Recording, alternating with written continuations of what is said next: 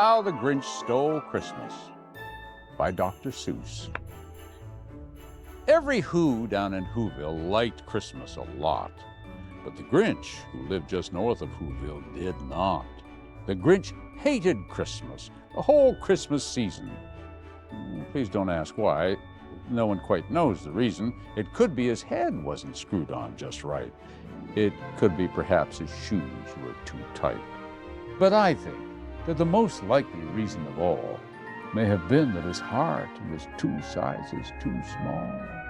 But whatever the reason, his heart or his shoes, he stood there on Christmas Eve, hating the Whos, staring down from his cave with a sour, grinchy frown at the warm lighted windows below in the town. For he knew every Who down in Whoville beneath was busy now, hanging a mistletoe wreath. And they're hanging their stockings, he snarled with a sneer. Tomorrow is Christmas, it's practically here. Then he growled with his Grinch fingers nervously drumming, I must find some way to stop Christmas from coming. For tomorrow, he knew, all the Who girls and boys would wake bright and early. They'd rush for their toys, and then, oh, the noise, noise. That's one thing he hated, the noise. Then the Whos, young and old, would sit down to a feast, and they'd feast, and they'd feast, and they'd feast. They would feast on Who pudding and rare Who roast beast, which was something the Grinch couldn't stand in the least.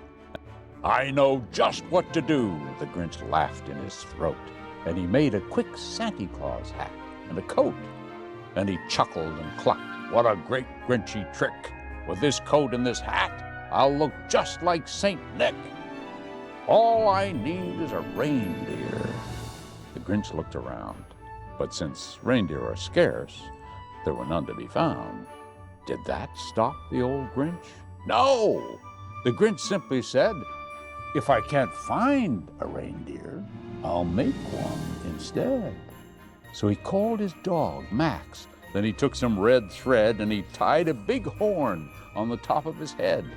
Then he loaded some bags and some old empty sacks on a ramshackle sleigh, and he hitched up old Max. Then the Grinch said, get up!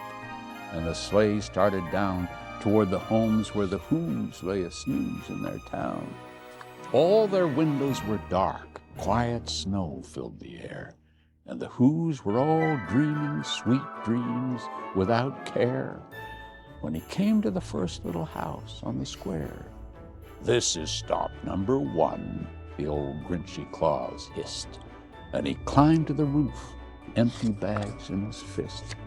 Then he slid down the chimney, a rather tight pinch, but if Santa could do it, then so could the Grinch.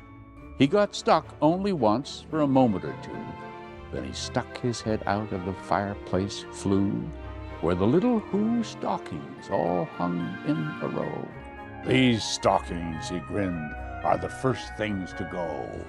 Then he slithered and slunk with a smile most unpleasant around the whole room, and he took every present, pop guns, bicycles, roller skates, drums, checkerboards, tricycles, popcorn, plums, and he stuffed them in bags. Then the Grinch, very nimbly, stuffed all the bags, one by one, up the chimney. Then he slunk to the icebox. He took the Who feast. He took the Who pudding. He took the roast beast. He cleaned out the icebox as quick as a flash. Why, the Grinch even took their last can of Who hash. Then he stuffed all the food up the chimney with glee. And now, grinned the Grinch, I will stuff up the tree. And the Grinch grabbed the tree and he started to shove. Then he heard a small sound, like the coo of a dove. He turned around fast, and he saw a small Who, little Cindy Lou who was not more than 2. The Grinch had been caught by this tiny Who daughter, who'd got out of bed for a cup of cold water. She stared at the Grinch and said, Santa Claus, why? Why are you taking our Christmas tree? Why? But you know, that old Grinch was so smart and so slick, he thought up a lie, and he thought it up quick.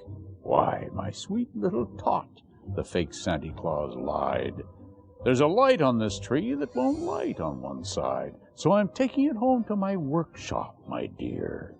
I'll fix it up there, then I'll bring it back here." And his fib fooled the child. Then he patted her head, and he got her a drink, and he set her to bed. And when Cindy Lou Who went to bed with her cop, he went to the chimney and stuffed the tree up. Then the last thing he took was the log for their fire. Then he went up the chimney himself, the old liar. On their walls he left nothing but hooks and some wire. And the one speck of food that he left in the house was a crumb that was even too small for a mouse. Then he did the same thing to the other Who's houses, leaving crumbs much too small for the other Who's mouses.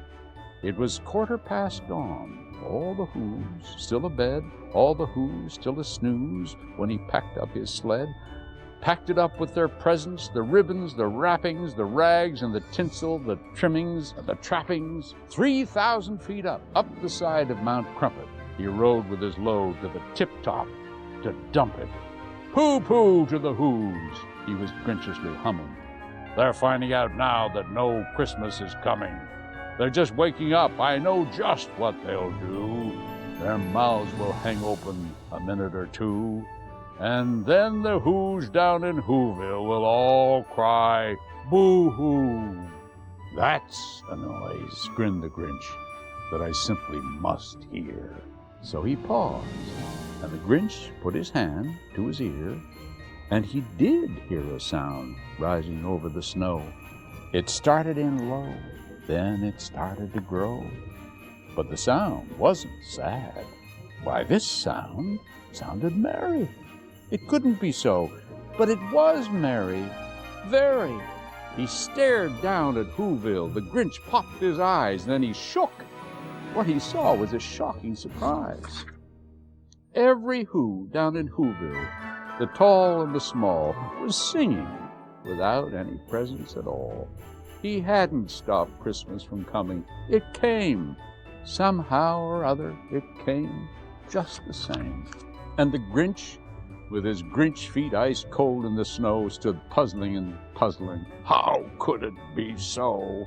It came without ribbons. It came without tags. It came without packages, boxes, or bags. And he puzzled 3 hours till his puzzler was sore. Then the Grinch thought of something he hadn't before. Maybe Christmas, he thought, doesn't come from a store. Maybe Christmas, perhaps, means a little bit more. And what happened then? Well, in Whoville they say that the Grinch's small heart grew 3 sizes that day. And the minute his heart didn't feel quite so tight, he whizzed with his load through the bright morning light, and he brought back the toys and the food for the feast. And he himself, the Grinch, carved the roast beast. The end.